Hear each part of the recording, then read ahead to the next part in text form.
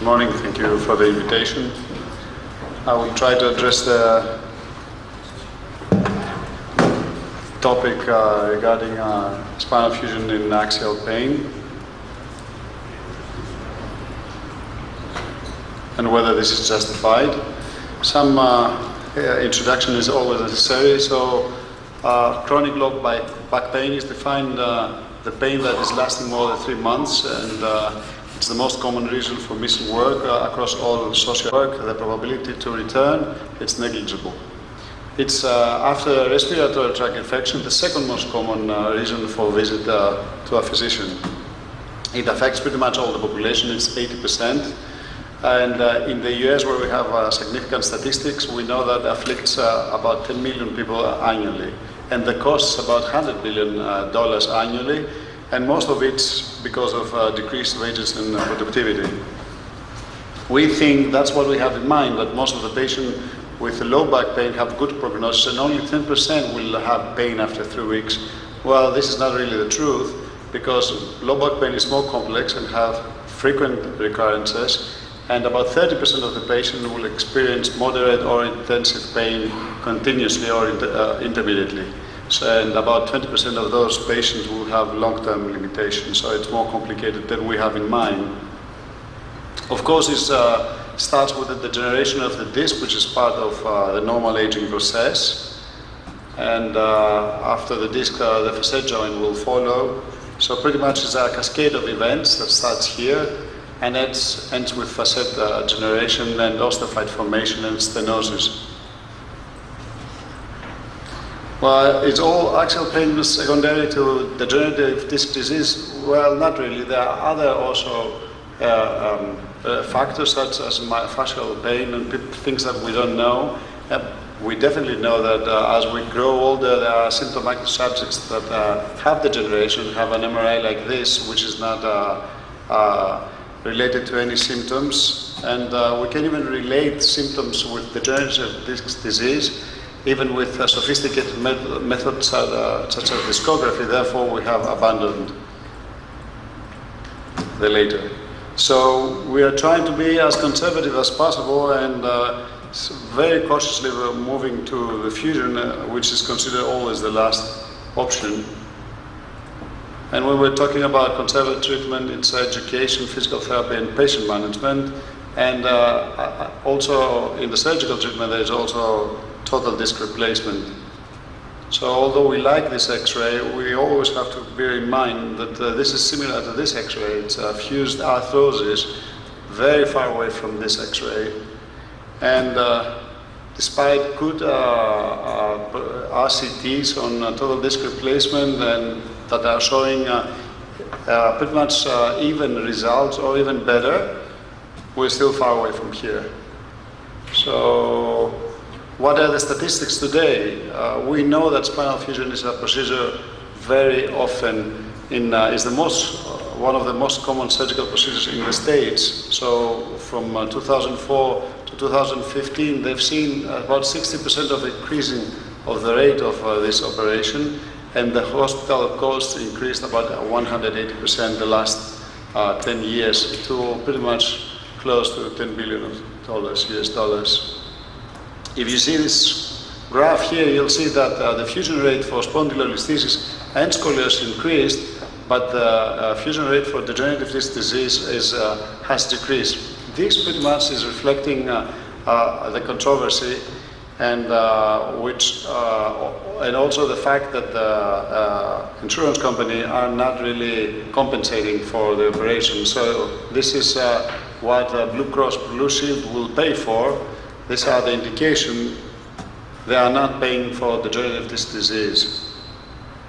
If you see what's happening with other insurance companies such as Aetna, they consider fusion for degenerative disc disease experimental and investigational, so they don't compensate. And Sigma, for example, they are not paying for multi-level DDD, they're paying for single level, as long as you can prove that it's just single level and the patient is not crazy. This has not happened yet here, but it's pretty much will follow. So let's go to the evidence. There are 6 RCTs out there investigating lumbar fusion for chronic low back pain and EDD. This is the RCT from Dr. Fritzl from Sweden, published in 2001, that pretty much convinced my generation to do lumbar fusion in degenerative disc disease. They had 294 patients with back pain that they were following for at least 2 years, and they randomized this patient to surgical and non-surgical group. The surgical group, that were 222 patients, were treated with 3 types of fusion, and they later showed that the type of fusion does not make a difference, versus 72 patients that were treated with physical therapy. They followed them up for 2 years, and they showed that back pain and leg pain dropped dramatically for the first 1 year and 2 years. And in 2 years, it remained very low. So after 2 years, the much better group and the better group, in the surgical group was about 60 patients, and in the non-surgical group, 60% of the patient, and in the non-surgical group was about 28%. Next RCT, 10 years later from Japan, very small number of patients, about 41 patients. Again, they randomized patients to fusion and non-fusion. And the fusion group was ALIF and posterior spinal fusion. They showed that all scores improved dramatically, significantly with surgery at 1 and 2 years post-op. These 2 papers came from Norwegian, from the same author, Dr. Brox. They randomized patients again to surgical versus non-surgical therapy. Non-surgical treatment was cognitive intervention and exercise program. They found no difference in ODI between the 2 groups. And they showed analogous results when the fusion was performed after disc herniation. The criticism in these 2 patients was the low number of patients. There were 60 and 64 patients respectively. The 5th RCT comes from England. About 360 patients, so 176 patients were assigned to surgery and 173 to rehabilitation. In the surgical group, only ODI improved, and there was no difference in other outcome scores. And the authors consider the statistical difference in ODI between the 2 groups marginally, not really justifying the operation, considering the amount of the cost and the potential risk for the operation. The Norwegian group and the British group, they put their patients together later. So very recently they published this paper on 261 patients. So they lost about 45% of the patient, but that was 11 years later. And again, they showed no difference in patients' outcome scores between the fusion and the non-fusion group in patients with DDD and chronic low back pain. So this is not randomized. That was a recent study. That was a systematic review. They review all the literature. They found 26 worth reviewing papers, and in all levels of evidence. And so they pulled together about 3,000 patients. So they had they reviewed the 6 RCTs just mentioned. They showed improvement. They found the improvement, the total improvement in the VAS score, 35.6 in the surgical group and about 20% in the non-surgical.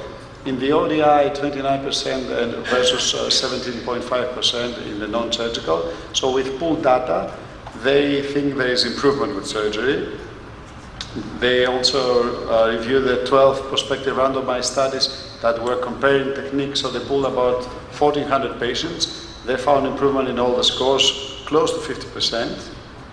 And finally, they put about 6 studies that were prospective or non-randomized, pretty much comparing techniques, all studies, and they showed that fusion is improving, that patients that had fused showed satisfaction about 71%. So they concluded that the body of literature supports fusion surgery as viable treatment option for reducing pain and improving back function in patients with chronic low back pain refractory when the diagnosis of DDD can be made.